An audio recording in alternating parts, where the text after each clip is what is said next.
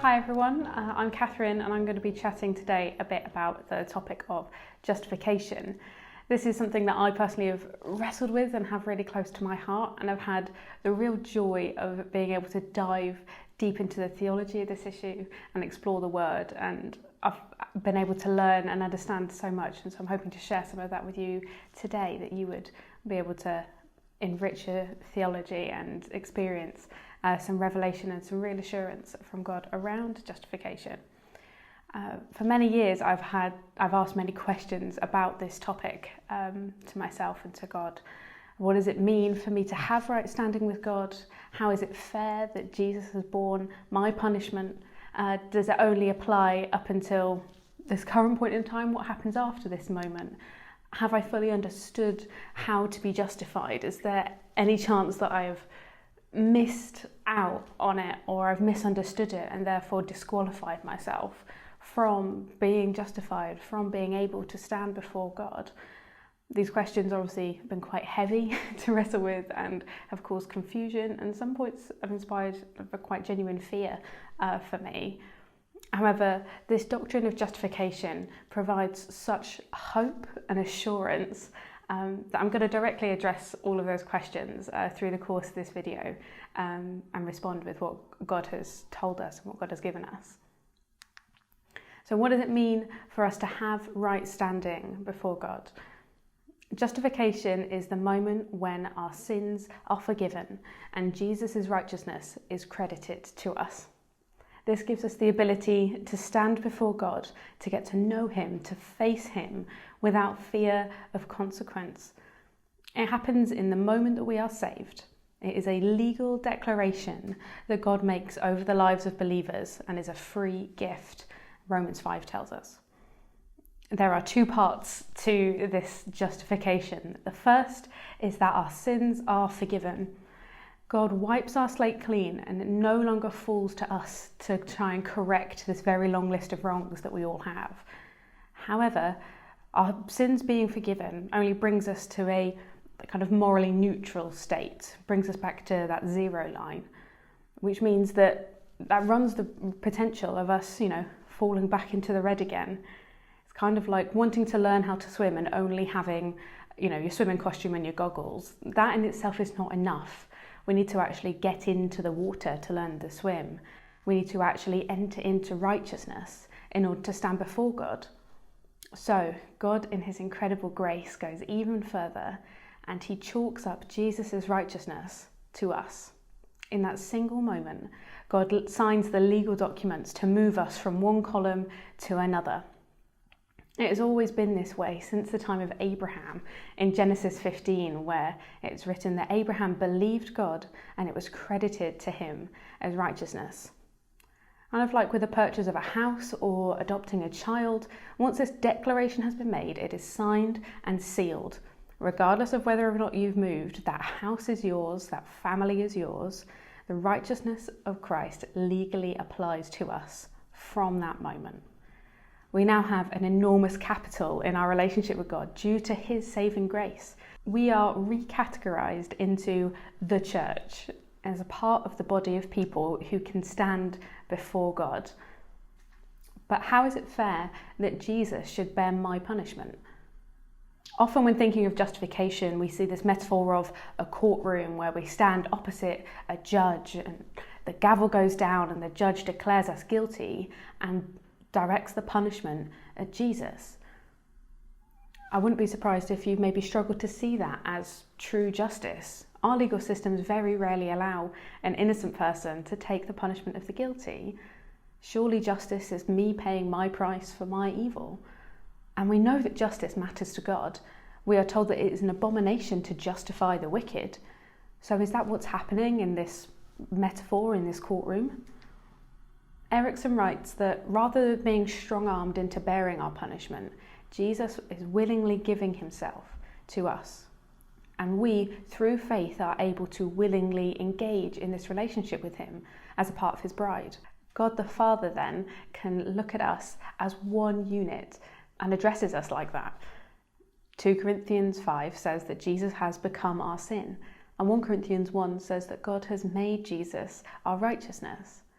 So God looks at us, stood with Jesus, and says, their sins have been paid for, and they are righteous in my eyes.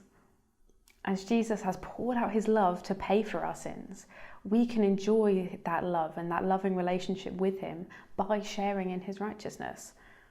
This way our wickedness is dealt with, our sin is paid for by Jesus' blood, but we are also able to be recategorized to the bride of Christ, and we are no longer counted as wicked and are therefore justified. Justice is upheld, and we get to receive God's mercy. So does this apply for all time or just up until right now? Am I at risk of losing it in the future?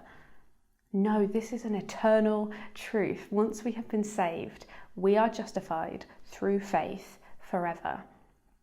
As I've said, we are justified because of Jesus' sacrifice, and his perfect righteousness gets credited to us. And because we know that Jesus' righteousness will never change, that means our status will never change. We will always have his righteousness covering us. So have I fulfilled the requirements? Is there some way that I've missed the boat on justification in God's eyes? If you have faith in Jesus, then God has justified you. Our worthiness in his eyes does not come from our actions, from how well we love, how well we avoid sin, or for how good we are at doing the right stuff like having daily devotionals and serving really well on Sundays. Romans 3:28 tells us that a man is justified through faith apart from works of the law. There is no law by which we can earn it. God specifically chose faith as the means of justification instead of our ability to love or our ability to serve, because it is an attitude without any self-dependence at all. Faith is knowing that we never could and never will be able to save ourselves. We need God to do it. We need it to be Jesus who saves us. It's not about us at all. It is so deeply not about us that faith can't even be considered some action that we do in order to help save ourselves, the thing that we give God to earn his favour. We already have his favour, and the Bible teaches us that faith is a gift from God himself. Rather, this surrender and dependence on God creates a space, it creates an avenue by which God can then give justification. The work of us coming into right standing before God is entirely the work of God himself. What a relief. This is such good news for so many reasons. The first is that we can be assured that God is never coming to collect in vengeance. Romans 8:1 tells us that there is no longer any condemnation. At no point can we step outside of this legal status that God has assigned to us. There will be discipline, there will be consequences, but we are in that moment his children, and we have the joy of knowing that we have escaped the full wrath of God. We can also have immense hope, Romans 5 tells us. Justification is the moment when our relationship with him is first legally declared, and we can be assured that one day it'll be made complete. It reminds me of Owen and my wedding. We had our legal proceedings on the Friday before our full wedding, I guess on the Saturday. So on the Friday, in that moment, we are legally bound together and committed our lives to each other, but we had to wait 24 hours to see that legal fact completed, kind of come to fruition. By being able to, have some traditional aspects to our wedding, being able to celebrate with our family and friends, what had been only legal the day before had now also become spiritual, social, financial, emotional. It was all consuming and complete. The moment that we are saved and we are justified is like that legal ceremony. God has legally declared our relationship to him. Our lives hold that role of preparing for that marriage to be completed in the assurance that we see in Romans 8:33-34, that no accusation can be brought against what God has done, knowing that on that final day, God's legal commitment will be fully realised to us in all aspects. It cannot be challenged, and we will live with Christ forever. That final judgment is not something for us to fear and hope that we have kept God's expectations, but rather something that we can eagerly anticipate as we get ourselves and our community ready for that day. The nature and details of that process, however, are coming in a video later in this series. There are many legal relationships that we use to describe our relationship to God. Adoption and marriage are some of the most profoundly loving actions and deep commitments we can make to another person. So profound that they are legally bound in order to preserve them, so that when we meet the big challenges of sharing life with other people, those are kept. In the same way, out of God's immense love and grace that he shows us, through faith he has legally declared his intentions towards us, to count us as a part of his people who will be with him forever. Our emotions, our experiences, our actions do not change that fact. Rather, our justification leads to a deeper relationship with God and allows us the access to him that will lead to our transformation. Once faith begins in our hearts, that process is complete. We have not missed it. We cannot break it. God will not loose us or send us away. Rather than an unfamiliar judge who hands our punishment to Jesus, we are met by a judge who is also our Father, and we are stood next to Jesus, our brother and our co-heir, and we are invited to join the family officially and legally, to learn God's way of life.